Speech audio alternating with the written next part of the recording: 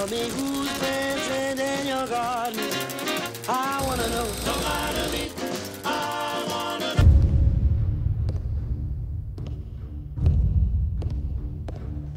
Every other XCOM game that's been out there has been set in the near future, whether that was the 1999 of the original version or sometime beyond 2013 of XCOM Enemy Unknown.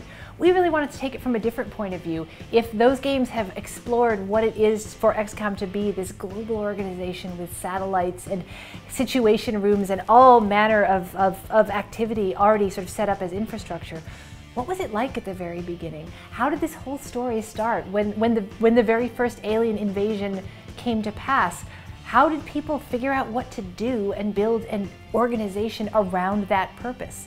Our game explores that story.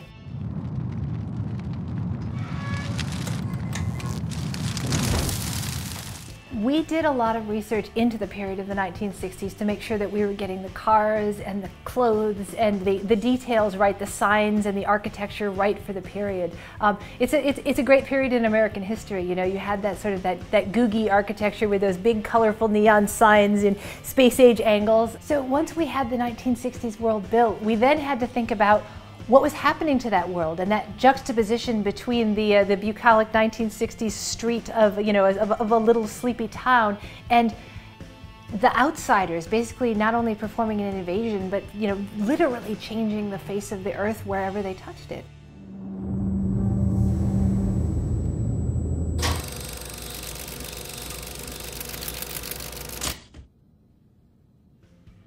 We had an entire team working on building out the backstory of these guys, the Zujari architecture, who they were, what they did, how they worked, in order to sort of inform that so that when the player sees it, they can glean a little bit of that story as well.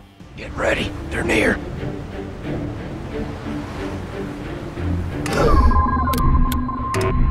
Our game is a third-person shooter with a heavy tactical element to it, and one of the things that allows you the kind of control you need in that setting is something that we call battle focus.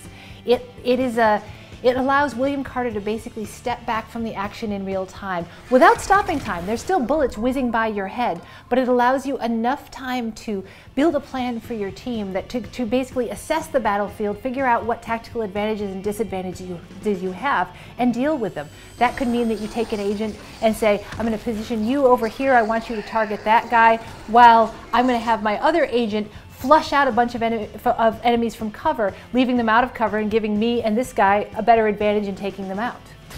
Watch out!